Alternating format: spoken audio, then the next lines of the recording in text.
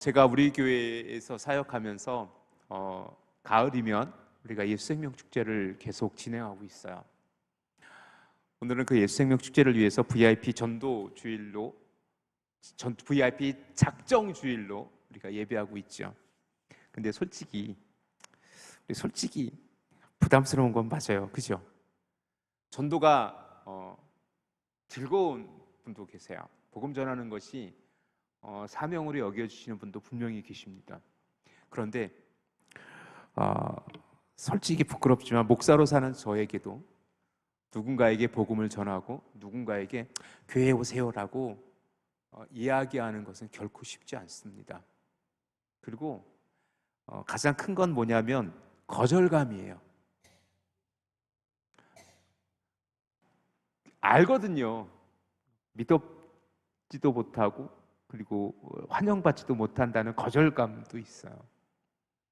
분명히 전도한다라는 것은 결코 쉽지 않습니다. 한 사람을 교회로 인도한다라는 것은 굉장히 어려워요.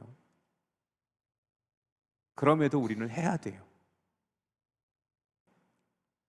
전도를 왜 해야 됩니까? 전도를 왜 합니까? 하면 슬라이드에 보여드리는 것처럼 성경에서 5가지 정도의 답을 찾을 수 있어요. 첫 번째 뭐냐면 그것이 그리스도의 명령이기 때문에 그래요. 누구도 부인할 수 없어요. 마태, 마가, 누가, 요한 그리고 사도행전에 보면 사도행전 특별히 1장에 보면 전도에 대한 명령이 분명히 기록되어져 있어요. 마태복음, 마가복음, 누가복음, 요한복음 끝에 가서 예수님께서 부활하신 예수님께서 반복적으로 해주신 말씀이 명령하신 것이 뭐냐면 증인이 되라고 복음을 전하라고 생명의 말씀을 나누라고 이것을 너에게 쓴 것은 생명을 나누기 위한 것이라고 분명히 기록되어져 있고 우리가 너무나도 잘 알고 있는 사도행전 1장 8절 말씀에서는 뭐예요? 땅끝까지 이르러 내 증인이 되라고 분명히 말씀하고 계세요. 두 번째는 뭐냐면 하나님의 구원에 성취된다. 우리가 전하는 복음으로 인해서 전도로 인해서 그 영혼들에게 하나님의 구원이 성취되어질 수 있기 때문에 그래요. 그거와 연결되어지는 것은 뭐냐면 우리가 전도해야만 누군가가 믿을 수 있기 때문에 그래요. 지금 이 자리에 누군가는 목사님 저는 원래부터 태어나면서부터 교회 다녔어요. 부모님이 교회 다녔고요. 저도 지금 교회 다녔어요. 라고 한다면 여러분은 그 부모님을 통해서 전도가 된 거잖아요. 그런데 여러분 인격적으로 주님을 만나는 어떤 순간의 경험이 있으실 거예요. 그것은 누군가에게 복음을 들었기 때문에 가능해요. 그래서 우리가 전도해야 되는 거예요. 그리고 우리는 복음의 빚진 자이기 때문에 그래요.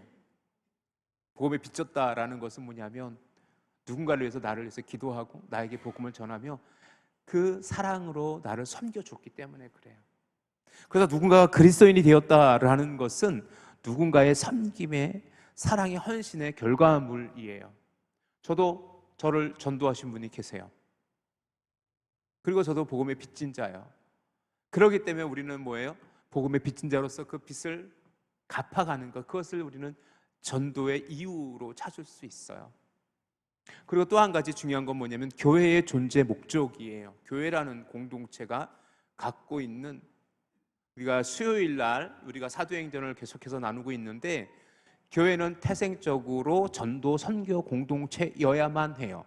왜냐하면 하나님께서 그런 사명을 가지고 교회라는 공동체를 세우셨기 때문에 그래요. 그래서 교회의 존재 목적이에요. 그런데 오늘 이 얘기는 좀 집어치우고요. 나중에 또 이거는 다룰 말 또 한 번 더 깊이 다룰 시간이 있을 거예요. 이제 이 슬라이드를 치워버리세요.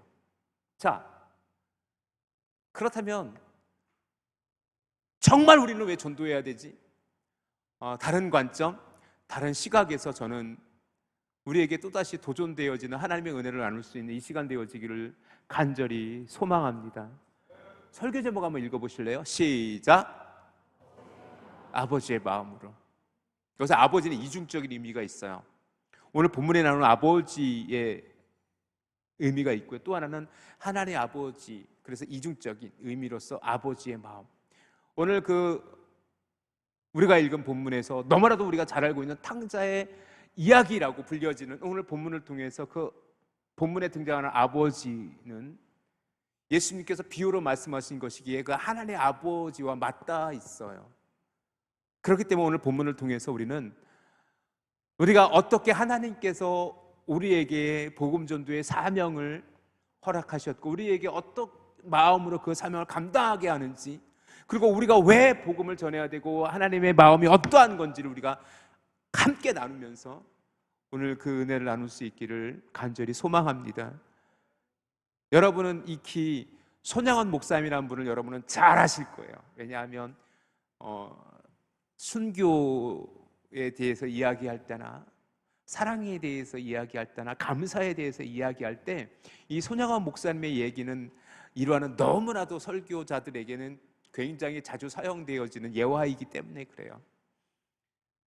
그런데 오늘 저는 조금은 다른 관점으로, 다른 시각으로 그 손양원 목사님을 좀 볼 수 있었으면 좋겠어요. 우리가 잘 알고 있는 것처럼 1948년 10월 19일 여순 반란 사건이 일어나요. 6.25 전의 일이에요. 그때 그 손양원 목사님께서는 애양원이라는 곳에서 한센 병자들, 우리가 흔히 말하는 문둥병자들 돌보고 계셨었어요. 그때 그 반란군의였던 안재선이라는 분이 반동분자라고 기독교인이라는 이유로 그 두 아들 손동인, 송동신 두 형제를 총살해버려요. 우리가 잘 알고 있는 얘기예요. 그때 우리 동신 형제는 미국으로 유학을 갈 준비를 하고 있었던, 그리고 그 손영원 목사님에게는요 굉장한 자랑이었던 아들들이었대요.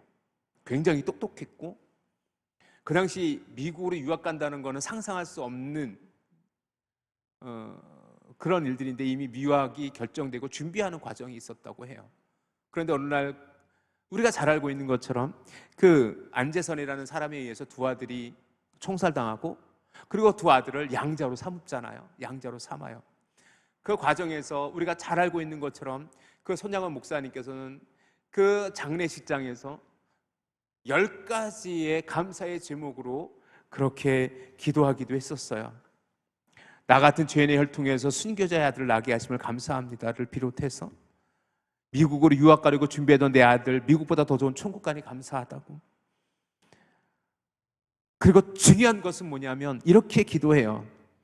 나의 사랑하는 두 아들을 총살한 원수를 회개시켜 내 아들로 삼고자 하는 사랑의 마음을 주신 하나님께 감사합니다. 이것이 7번째 감사의 제목이었어요. 그리고 마지막 10번째, 나에게 분수에 넘치는 과분한 큰 복을 내려주신 하나님께 이 모든 영광을 돌립니다라고 그 당시 장례식에 참석한 이들에게 조사하는, 즉 감사로 살해하는, 답사를 하는 과정에서 이 고백을 하게 되는데, 이 7번째 기도 제목이 뭐였냐면 나의 사랑하는 두 아들을 총살한 원수를 회개시켜 내 아들로 삼고자 하는 사랑의 마음을 주신 하나님께 감사합니다라는 고백이었었어요. 오늘 여러분의 스크린의 사진에 손동희 권사님의 사진을 여러분이 보고 계신데, 이 손동희 권사님은 그 손양원 목사님의 큰따님으로 큰따님이시죠. 그리고 그분이 쓰신 나의 아버지 손양원이라는 책에서 꽤나 오래전에 출간된 책이기도 해요. 그때는 안재선이라는 이름을 밝히지 않고 강철민이라는 이름을 가명으로 입은 오빠지요. 그 아버지가 양자삼은 그분의 이야기를 기록한 장면이 있는데, 손동희 권사님에게는 그 오빠들을 죽인 살인자와 같이 생활하는 것이 너무너무 괴롭고 힘들었대요. 그런데 손동희 권사님이 그 책에 기록하고 있는 것은 뭐냐면, 그런데 정말 아버지는 그 아들을 사랑했대요. 집회를 다닐 때마다 그 아들 안재선이라는 나의 아버지 손양원이라는 책에서는 강철민이라고 알려져 있는, 실제 이름은 안재선인데 그 안재선이라는 분을 진짜 사랑해서 집회마다 데려다니고 정말로 사랑했대요. 그것이 손동희 권사님에게는 정말 이해되어지지도 않고 그 아버지가 용서되어지지 않았었대요. 여기서 제가 말씀드리고 싶은 건 뭐냐면, 실제적으로 손양원 목사님은 그 안재선이라는 사람을 겉으로 내가 목사니까 내 아들 죽인 원수로 사랑했으니까 그렇게 양자드린 게 아니라 진짜 친아들처럼 사랑했다라는 거예요. 그건 정말 예수님의 성품이 아니고 마음 주신 마음이 아니고서는 불가능할 것 같아요. 솔직히 만약에 저에게도 두 딸이 있는데 두 딸을 죽인 원수가 있는데 그 아들을 양자 삼으라 그러면 답변 못 드리겠습니다. 그런데 그 손양원 목사님의 이야기를 들을 때마다 정말 대단하다. 그리고 손양원 목사님께서는 이렇게 할 수 있었던 이유를 딱 한 가지 이렇게 얘기합니다. 하나님께서 그렇게 사랑했기 때문이라는 것이에요. 그렇게 얘기해요. 그리고 안재선이라는 분은 나중에 주님을 떠나요. 교회를 떠나요. 복음을 떠나요. 그런데 나중에 돌아온 것으로 알려져 있어요. 그 안재선이라는 분의 아드님은 목사님이세요. 그리고 손동희 권사님이 어느 간증 집회에서 이렇게 고백해요. 어느 날 안재선이라는 분이 본인을 찾아왔대요. 그리고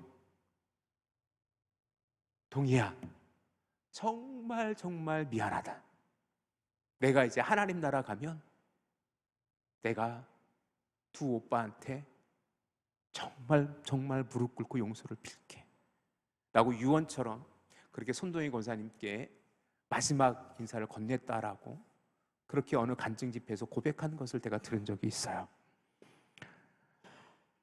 오늘 제가 설교를 준비하면서 전도라는 주제를 가지고 또 여러분과 말씀을 나눌 준비하면서 솔직히 고민을 되게 많이 했어요.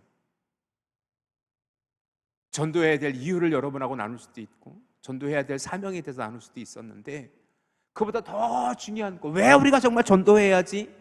그 중심에 우리에게 하나님의 마음, 아버지의 마음이 있어야 되지 않을까라는 생각을 하게 됐어요. 하나님께서 우리를 사랑하세요. 그리고 우리를 어떻게 사랑하셨냐면 그 아들 예수 그리스도를 우리를 위해서 십자가에 달려 죽게 하셨어요. 근데 그 사랑이 쉬웠나요? 결코 쉽지 않았어요. 손양원 목사님이 그 자기 두 아들을 죽인 원수인 안재선이라는 그 청년을 양자로 삼을 수 있었던 것은 손양원 목사님께서 고백하고 있듯이 하나님께서 그렇게 사랑했기 때문이다라고 그렇게 얘기하고 있어요. 그럼 얼마나 하나님께서 우리를 사랑하셨는지 단적으로 보여주는 사건이 하나 있어요. 우리 누가복음 23장 44절 우리 자막으로 띄워질 거예요. 우리 같이 한번 읽어봅시다. 우리 같이 한번 시작. 때가 제6시쯤 되어 해가 빛을 잃고 온 땅에 어둠이 임하여 제9시까지 계속하여 하며라고 되어 있어요. 여기서 여러분 제가 빨간색으로 구별하여 표시해 놓았는데 해가 빛을 잃고라고 되어 있어요. 이것을 뭐냐면 하나님의 외면이라고 얘기해요. 예수님께서 십자가에 달려 죽으시고 운명하실 그때에 성전에서 휘장이 갈라지고 온 천지는 어둠에 쌓였다고 해요. 캄캄하게 되어졌다고 해요. 그 해가 빛을 잃었다라는 표현으로 누가는 기록하고 있어요. 왜냐하면 하나님께서 그만큼 아프신 거예요. 하나님께서도 그 아들, 정작 본인이셨던 그리고 독생자였던 예수 그리스도를 십자가 달려 죽게 하신다라는 건 하나님에게도 너무나도 큰 고통이었어요. 그런데 그렇게 하실 수밖에 없으셨어요. 왜? 우리를 구원하시기 위해서, 우리를 사랑하시기 위해서. 그래서 하나님께서는 그것을 외면하셨으므로 상징적인 모습으로 해를 가리우셨어요. 보지 않으셨던 거예요. 하나님께서 능력이 없으셔서 그 예수 그리스도 십자가에 내려오지게 못하셨던 것도 아니에요. 하나님께서 사랑이 없으셔서 예수 그리스도를 십자가에 못 박히신 것이 아니라 우리를 사랑하셔서 우리를 십자가에 달려 죽으신 예수 그리스도를 통해서 우리로 양자 삼으시기 위해서. 그것이 하나님의 사랑이셨어요. 우리가 너무나도 잘 알고 있는 요한복음 1장 12절 영접하는 자 그 아들 믿는 자에게는 하나님의 자녀가 되는 권세를 주셨다고 말씀하셨어요. 그리고 분명히 사도 바울은 로마서 8장 15절에서 너희는 다시 무서워하는 종의 영을 받지 아니하고 양자의 영을 받았으므로 우리가 아빠 아버지라 부르짖느니라 라고 기록하고 있어요. 우리가 아빠 아버지, 여기서 아빠라는 표현은 그냥 헬라어 단어 자체가 아빠예요. 굉장히 친근한 표현이에요. 이제 우리로 양자 삼으셨고 우리를 하나님께서는 자녀 삼으셨어요. 그래서 우리가 매일같이 고백하는 주기도문 첫머리 하늘에 계신 우리 아버지라고, 우리 하나님을 아버지라고 부르고 있는 거예요. 그것이 양자됨이었기 때문에 가능한 거지. 두 아들을 죽인 안재선이라는 그 사람을 손양원 목사님께서 양자 삼으시고 정말 사랑했듯이 하나님께서는 그렇게 우리를 사랑하셨어요. 믿습니까? 그것이 십자가의 은혜예요. 그 십자가의 은혜를 우리가 고백할 수 있다면 그 고백에서부터 우리는 이제는 하나님의 마음을 함께 나눌 수 있기를 주님의 이름으로 축원합니다.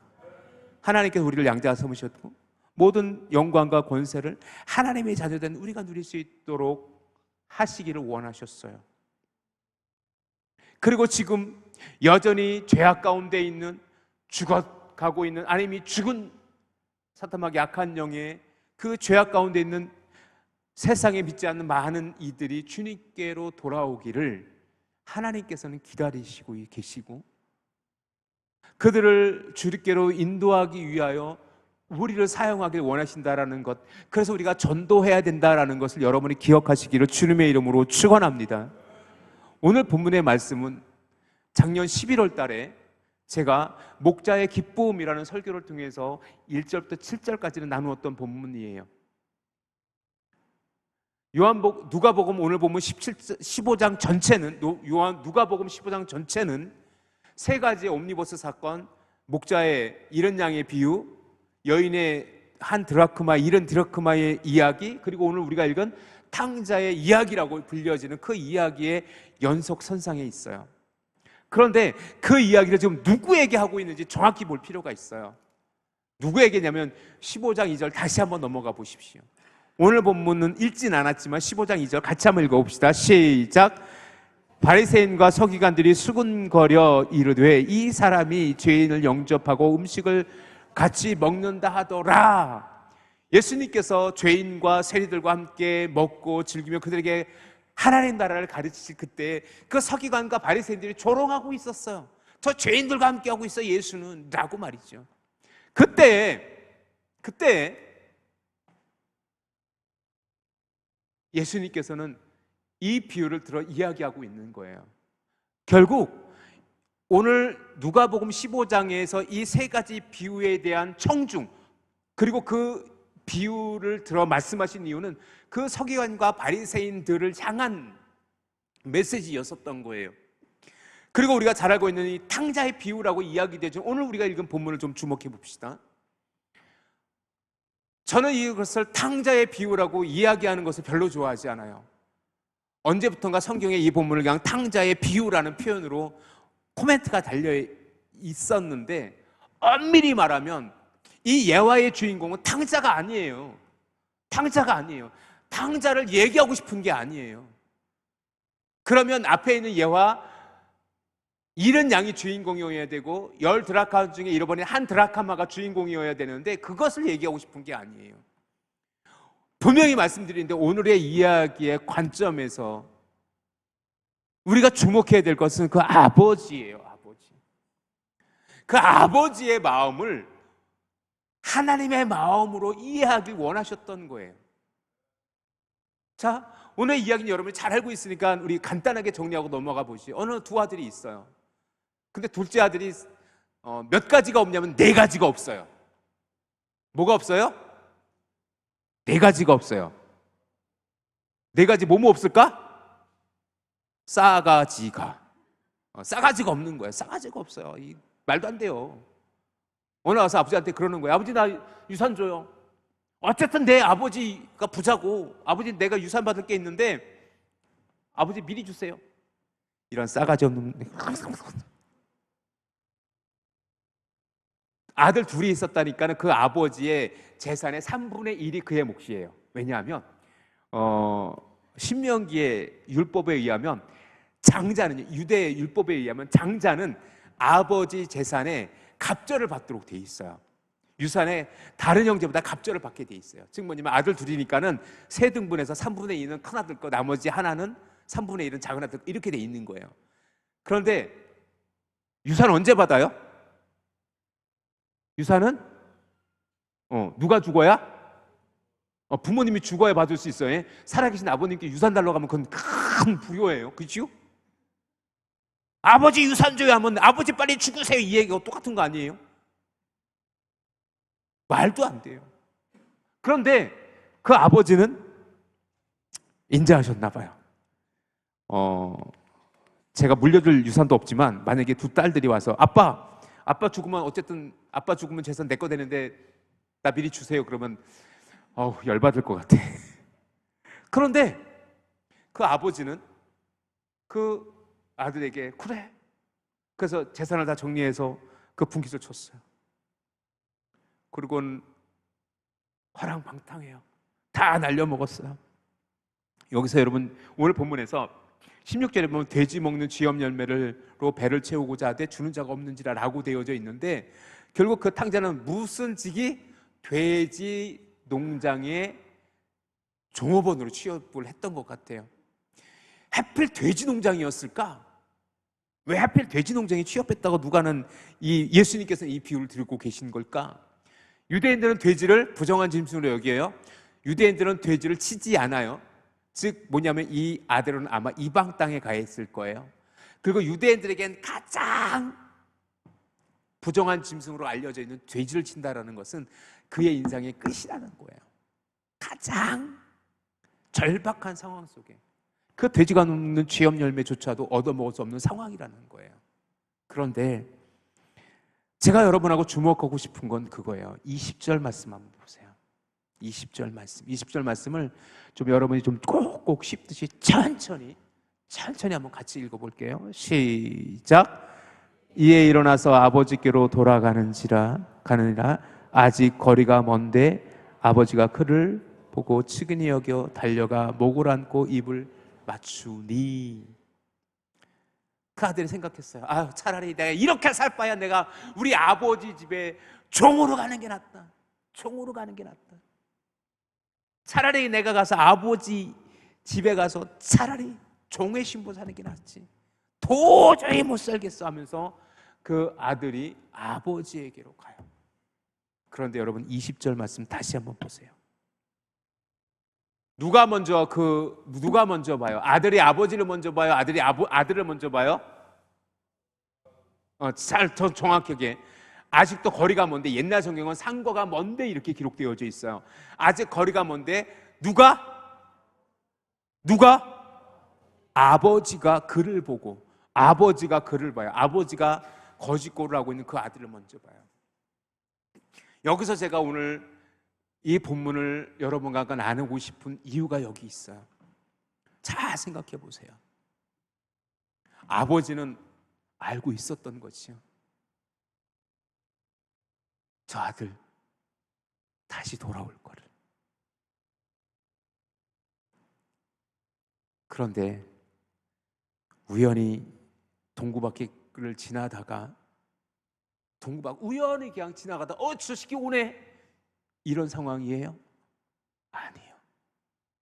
아버지는 계속 기다렸을 거예요. 매일 그 마을 입구에 가서 기다렸을 거예요.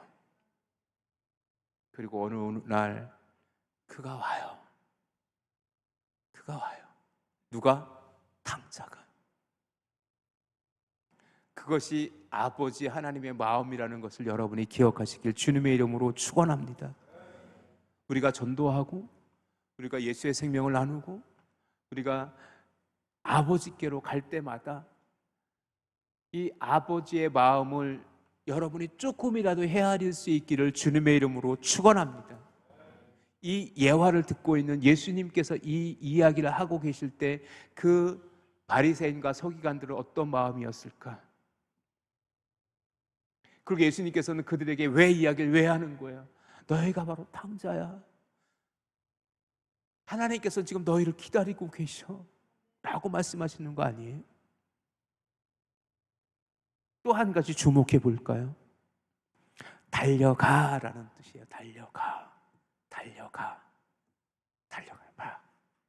달려가요. 왜 달려갔을까? 너무 반가우니까, 간절했으니까.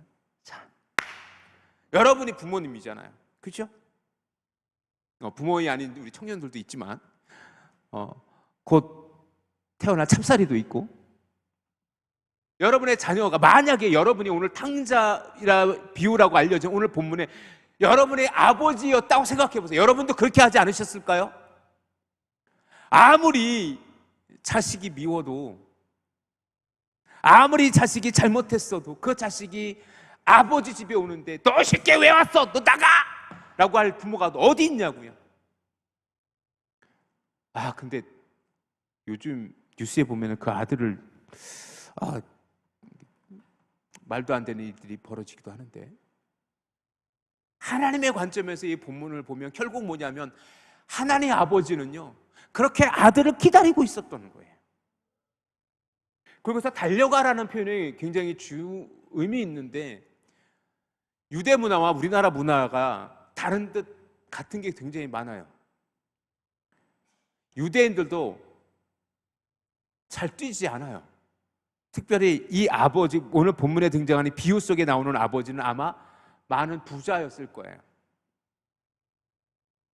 아마 많은 사람들에게 존경을 받을 위치에 있을 가능성이 높아요. 많은 종을 거느리고 있어요. 그런데 그가 달려왔다라는 것은 우리나라 옛날에 양반들이 뛰지 않았듯이 이 유대인들도 거의 뛰지 않아요. 유대인들이 입은 옷을 보면 뛸 수 있는 복장도 아니에요. 걷어야 돼요. 뛰어갔어요. 그런데 어느 날 제가 이 본문을 묵상하면서 주석하기 위해서 주석책을 봤어요. 그런데 유대인의 관점에서 성경을 보려고 하는, 신약을 유대인의 관점에서 보려고 하는 목사님이 쓰신 책에서 왜 달려갔는지에 대해서 아주 독특한 견해를 보인 목사님이 주석가가 있어서 잠깐 여러분에게 소개시켜 드립니다. 그 목사님은 이 본문을 주석하면서 이렇게 주석을 해놨어요. 왜 그 아버지가 달려갈 수밖에 없었냐면, 구약의 율법에 보면 그 부모에게 불효하는 자는 어떻게 하려면 돌로 쳐 죽이라고 했어요. 그것이 율법의 규례예요.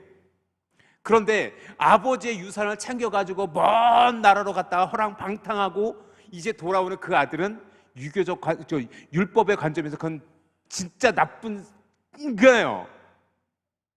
나쁜 자식이에요. 불효자예요. 그래서 혹시 누군가가 먼저 그를 발견하면 돌로 쳐도 아무런 못하는 거라고. 그래서 그 아들을 가서 목을 안고 끌어안는 것은 뭐냐면 그 아들을 보호하고 싶은 그 아버지의 마음이라고까지 설명하는 학자가 있더라고요. 아주 독특한 해석이기도 한데, 그 아버지의 마음이 그렇다라는 거예요. 늘 기다려요. 그리고 그 아들을 오자 뛰어가서 그 아들의 목을 하나요. 그리고 그 아들은 내가 하늘과 아버지에게 죄를 져서 더 이상 하나님의 아버지의 아들로 있을 수가 없습니다. 저를 종으로 여겨주십시오라고 했을 때 그 아버지는 그렇게 하지 않았어요. 회복시키세요. 그 옷을 바꿔 입혀요. 그에게 가락지를 끼워요. 그리고 종들에게 명령하여 살찐 송아지를 잡게 해요. 그리고는 기뻐해요.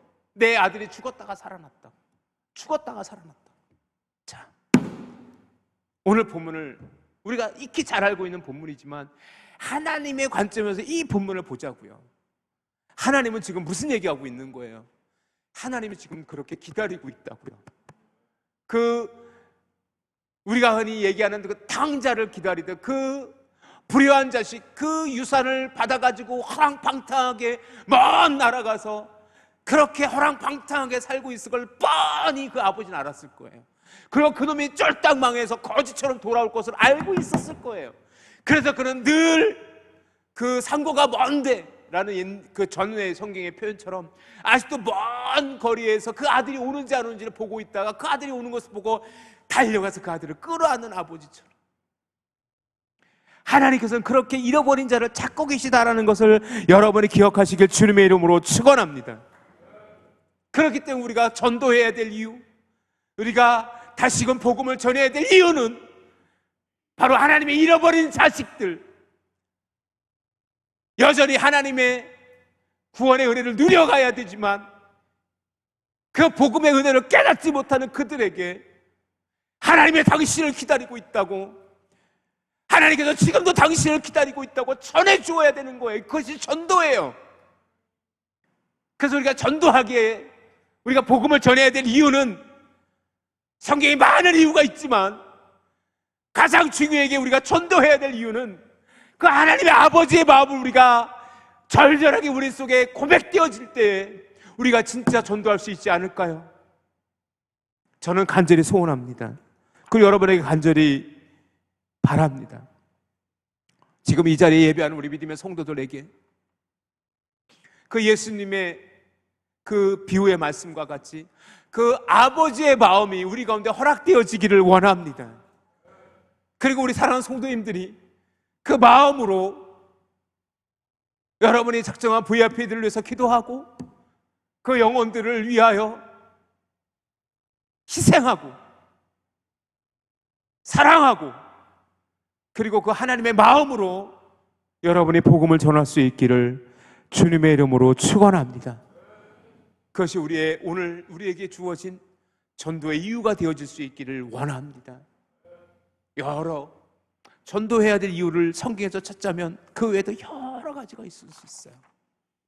하지만 제가 오늘 여러분과 함께 나누고 싶은 이야기는 바로 설교 제목처럼 아버지의 마음으로, 하나님 아버지의 마음으로, 오늘 본문에 나온 그 아버지의 마음으로 탕자와 같이 여전히 세상에서 방황하고 있을 우리의 VIP들을 위해서 기도하고 그들에게 복음을 전하는 우리 믿음의 성도들이 다 되어줄 수 있기를 주님의 이름으로 축원합니다.